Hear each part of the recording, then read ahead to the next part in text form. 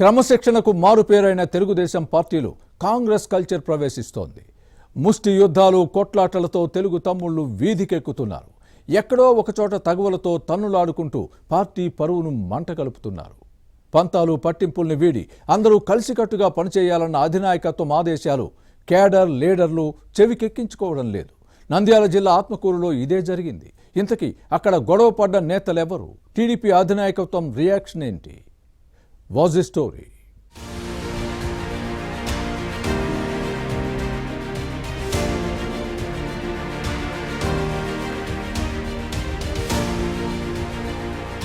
తెలుగుదేశం పార్టీలో క్రమశిక్షణ గాడి తప్పుతోంది. నేతల కొట్లాటలు శృతి మించుతున్నాయి. కేడర్ ఆగడాలు పెరిగిపోతున్నాయి. వర్గ విభేదాలతో దాడులు చేసుకునే సంస్కృతి విస్తరిస్తోంది. గతంలో లేని ఈ కల్చర్ ఇప్పుడు ప్రవేశించడం అధినాయకత్వానికి తలనొప్పిగా మారింది. నేతల అనుచరులు తన్నుకోవటం హైకమాండ్ కు ఇబ్బందిగా మారుతోంది.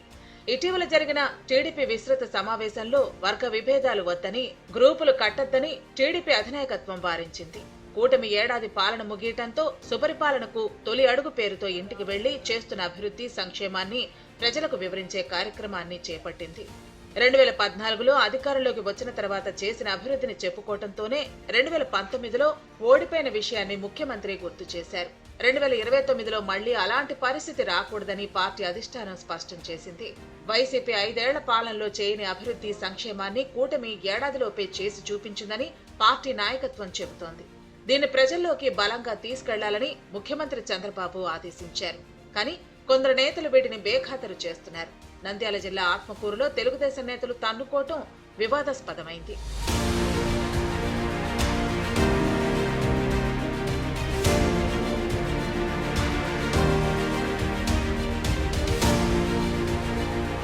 ఆత్మకూరులో దివ్యాంగులకు సహాయ పరికరాలు పంపిణీ కార్యక్రమానికి నంద్యాల టీడీపీ ఎంపీ బైరెడ్డి శబరి వచ్చారు.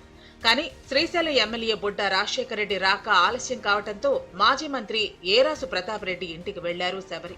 అనంతరం వీరిద్దరూ కలిసి అదే కాలనీలో జరిగిన సుపరిపాలనకు తొలి అడుగు కార్యక్రమాన్ని నిర్వహించడం రచ్చకు దారితీసింది. విషయం తెలుసుకున్న శ్రీశైలం ఎమ్మెల్యే బుడ్డా రాజశేఖర రెడ్డి వర్గీయులు ఎంపీ బైరెడ్డి శబరిని అడ్డుకోవటం రభసకు దారితీసింది.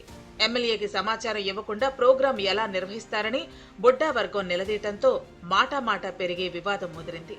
ఎంపీగా 7 అసెంబ్లీ నియోజకవర్గాల్లో ఎక్కడైనా పర్యటించవచ్చని శబరి చెప్పినా ఎమ్మెల్యే అనుచరులు ఆలకించకుండా తమ మంకుపట్టుతో రచ్చ చేశారు. మాజీ మంత్రి ఏరాసు ప్రతాప్ రెడ్డి ఇంటిపై దాడి చేసి విధ్వంసం సృష్టించడాన్ని పరిశీలిస్తే ఇక్కడ టీడీపీలో క్రమశిక్షణ ఎంతలా కట్టుతప్పిందో అర్థం చేసుకోవచ్చు. మాజీ మంత్రికి గాయాలవటం శ్రీశైలం టీడీపీ ఎమ్మెల్యే బుడ్డా రాజశేఖర రెడ్డి వర్గీయుల దురుసు ప్రవర్తనకు అర్థం పడుతోంది. వీధి రౌడీలా ప్రవర్తించారన్న కామెంట్స్ పార్టీ నాయకత్వానికి ఇబ్బందిగా మారాయి.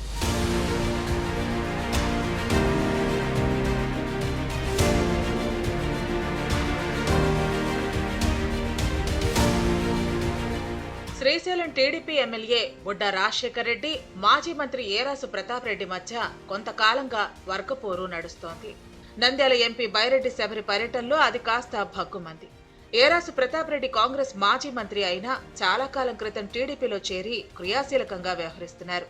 అయితే ఎంపీ బైరెడ్డి శబరి ఈయనింటికి వెళ్లటాన్ని బుడ్డా రాజశేఖర రెడ్డి అనుచరులు తప్పుపట్టి దాడి చేయటం టీడీపీతో పాటు కూటమి ప్రభుత్వ ఇమేజ్ ని డ్యామేజ్ చేసింది.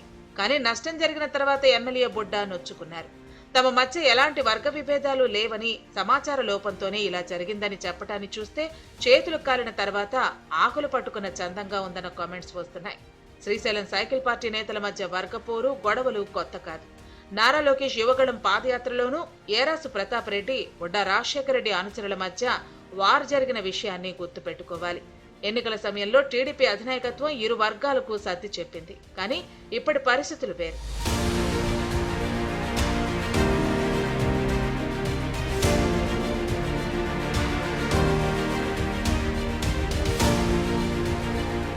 మరోవైపు ఆత్మకూరు వ్యవహారంపై తెలుగుదేశం పార్టీ అధినాయకత్వం సీరియస్ అయింది. ఇక్కడ జరిగిన హింసను సీరియస్ గా పరిగణిస్తోంది. దీనిపై హైకమాండ్ వివరణ కోరటంతో తప్పు తమదంటే తమదంటూ ఎంపీ, ఎమ్మెల్యే వర్గాలు పరస్పరం ఫిర్యాదు చేసుకున్నాయి.